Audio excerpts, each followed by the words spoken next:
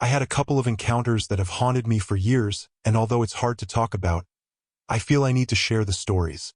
The first happened when I was about 7. My parents decided to escape their busy lives for a weekend camping trip in the forest. My sister Emily and I were thrilled about the adventure. We packed our gear and drove deep into the woods, eager to disconnect and enjoy nature. The spot we found seemed perfect with the sun shining and birds singing. As we set up camp, Emily noticed an old rundown cabin partially hidden among the trees. It had broken windows and a door hanging off its hinges. There was something unsettling about it, but my parents dismissed it as just an old ranger station and reassured us there was nothing to worry about. Night fell quickly, and the forest took on a more sinister ambience. The cheerful daytime sounds were replaced by an eerie silence, broken only by the occasional hoot of an owl and the rustle of leaves. We gathered around the campfire, roasting marshmallows under the starlit sky. My mom told us stories and my dad played his guitar. It was supposed to be a night of fun and relaxation. Then we heard it, a distant, blood-curdling scream echoing through the trees. It was faint but unmistakable, sending a chill down my spine. My parents exchanged worried glances but tried to brush it off as an animal, though the unsettling feeling lingered. We decided to turn in for the night, crawling into our tent. Sleep was elusive. The wind howled outside, and the sounds of snapping twigs and rustling leaves seemed to grow closer. I lay in my sleeping bag, wide awake and listening to the unnerving noises.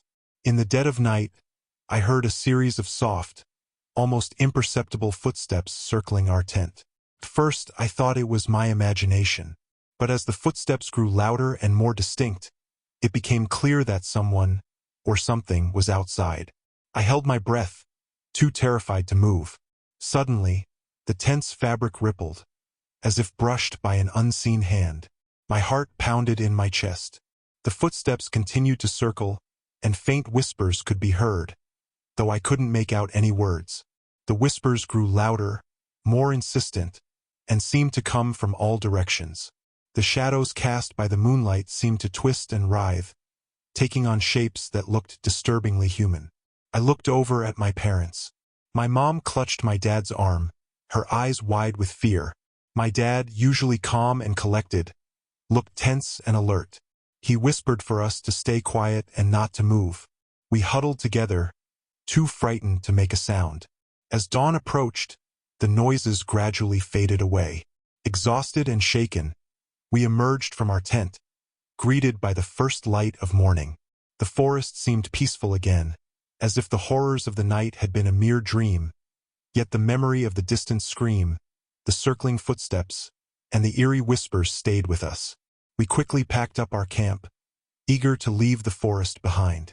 As we drove away, I glanced back at the abandoned cabin, now barely visible through the trees. A figure stood in the doorway watching us leave. Though we never spoke of it again, that haunting experience stayed with me until this day. Years later, when I was about 16, my friends and I experienced something equally terrifying. One autumn, we decided to spend a weekend camping in a remote forest. It was meant to be an adventure, a break from our mundane school routines.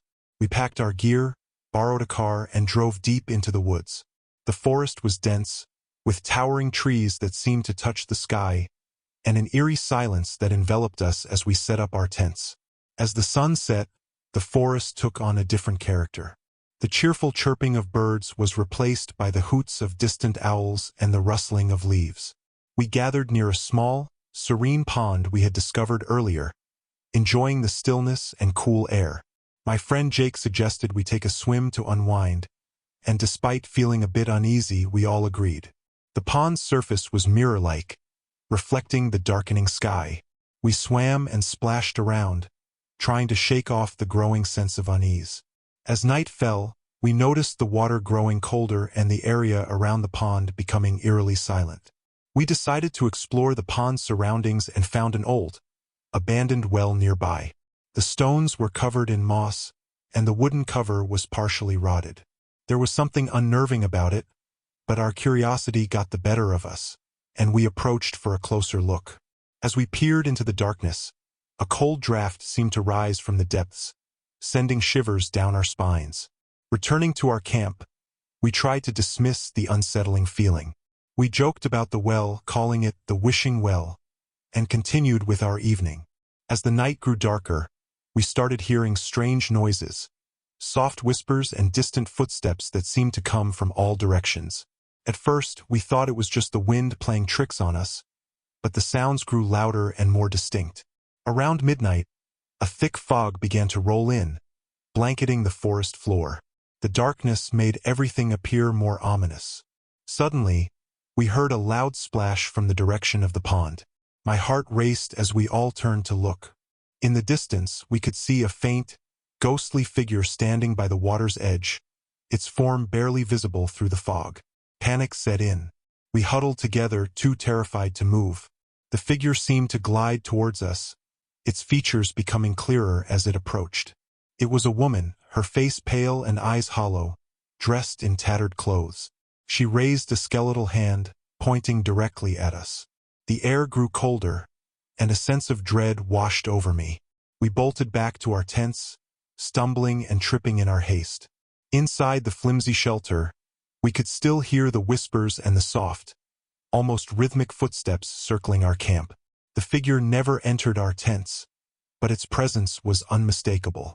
The entire night, we stayed awake, clutching our sleeping bags, too frightened to even breathe loudly. As dawn broke, the fog began to dissipate, and the forest seemed to exhale, returning to its usual quiet self. The oppressive chill of the previous night was replaced by the gentle rustling of leaves and the distant calls of birds. We crawled out of our tents, drained and shaken, and found the well and pond eerily still, as though they had been untouched by the horrors of the night. We wasted no time packing up our gear, eager to leave the unsettling forest behind. The drive home was subdued, each of us lost in our own thoughts, haunted by the events of the night. Though the daylight made everything seem less frightening, the fear we felt lingered. Even years later, the memory remains vivid, with the whispers, the spectral figure, and the pervasive sense of dread still fresh in my mind. I often wonder what it was that we encountered and what might have followed us from that forest. I'm just relieved we made it out and that the forest remains a distant memory.